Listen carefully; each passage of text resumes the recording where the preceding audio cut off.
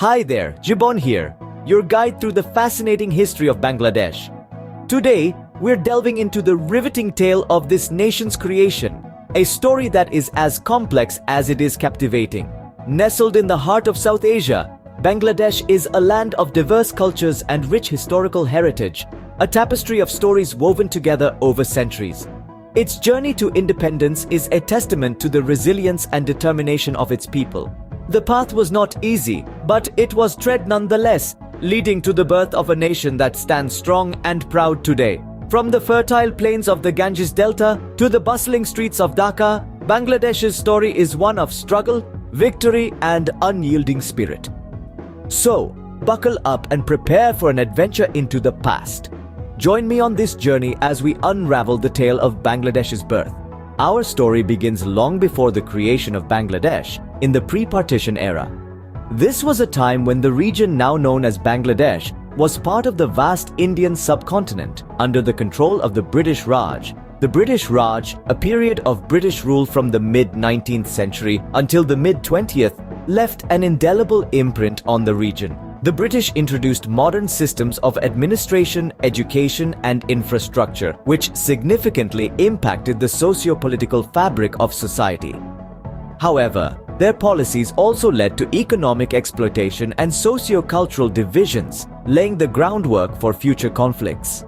One such significant division was the partitioning of Bengal in 1905, which was a direct result of the British policy of divide and rule. This split Bengal into two halves: East Bengal, where the majority of the population were Muslim, and West Bengal, predominantly Hindu. Though the partition was eventually annulled in 1911 due to vehement protests, it planted the seeds of religious division that would later play a crucial role in the formation of Bangladesh. The early 20th century also witnessed the rise of nationalism and the struggle for independence from British rule. This period saw the emergence of influential leaders and movements that championed the rights of the local people. The socio-political climate was charged with a desire for self-determination and freedom. The pre-partition era was a time of significant change and upheaval. It was a time of struggle and resistance, of aspirations and dreams, but it was also a time of division and conflict, which would set the stage for the tumultuous events of the following decades. This era set the stage for the major events that were to follow, leading to the creation of Bangladesh. The rich tapestry of this region's history is woven with threads of resilience, struggle, and the indomitable spirit of its people. And as we delve deeper into this history, we'll come to understand the journey that led to the birth of Bangladesh. 1947 was a year of remarkable change, with the partition of India leading to the birth of Pakistan.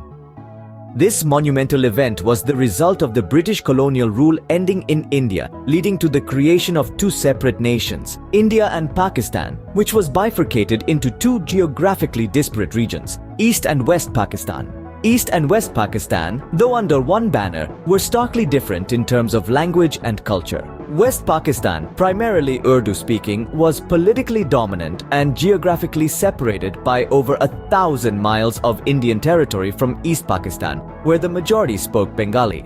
This difference in language became a prominent point of contention between the two regions. Adding to the linguistic divide, there were significant cultural differences. West Pakistan's culture was heavily influenced by Persian, Arabic, and Turkic cultures, while East Pakistan's roots were deeply embedded in the rich traditions of the Bengali culture. This cultural disparity further widened the gap between the two regions. The political landscape was no different. The power was heavily skewed towards West Pakistan, with most of the political decisions being made there, often disregarding the needs and sentiments of the Bengali-speaking majority in East Pakistan. This unequal distribution of power and resources sparked resentment and a feeling of marginalization among the people of East Pakistan. This uneasy alliance between the two regions was further strained by economic disparities. Although East Pakistan had a larger population and contributed significantly to the nation's export earnings, it received less than its fair share of investment and development funds. This economic injustice fueled the growing discontent and laid the foundation for the demand for autonomy. Despite being declared one nation under the banner of Pakistan, the stark differences in language, culture, and political power coupled with economic disparities, meant that East and West Pakistan were worlds apart. This uneasy alliance was just the beginning of a tumultuous journey that would eventually lead to the birth of a new nation. Despite being declared one nation, the two Pakistans were worlds apart, creating an uneasy alliance. The seeds of discontent were sown early with the language movement of 1952. The language movement, or Bhasha Andolan, was not just a protest against linguistic oppression, it was a defining moment in the struggle for Bengali identity and autonomy. Let's take a step back to understand the context. Pakistan, as formed in 1947, was a nation bifurcated into East and West, with a vast expanse of Indian territory in between. Despite sharing the same religion, the two halves were culturally and linguistically distinct. While Urdu was chosen as the national language of Pakistan, a significant part of the population in East Pakistan, now Bangladesh, was Bengali-speaking. This decision sparked a sense of alienation, leading to a surge of resentment against this perceived linguistic imperialism. The year 1952 saw this resentment boil over into a full-fledged movement. Students and political activists in Dhaka, the capital of East Pakistan, led protests demanding the recognition of Bengali as an official language. These peaceful protests were met with violence from the state, leading to several fatalities on the fateful day of February 21st, a day now commemorated as International Mother Language Day. This brutal response to a peaceful demand for linguistic rights only served to widen the chasm between East and West Pakistan.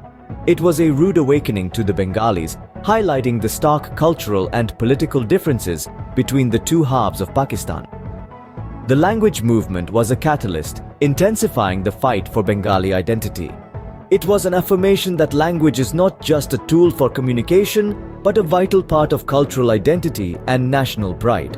The fight for linguistic rights evolved into a broader struggle for political and economic rights, eventually leading to the demand for autonomy. And so, the seeds of nationalism were sown.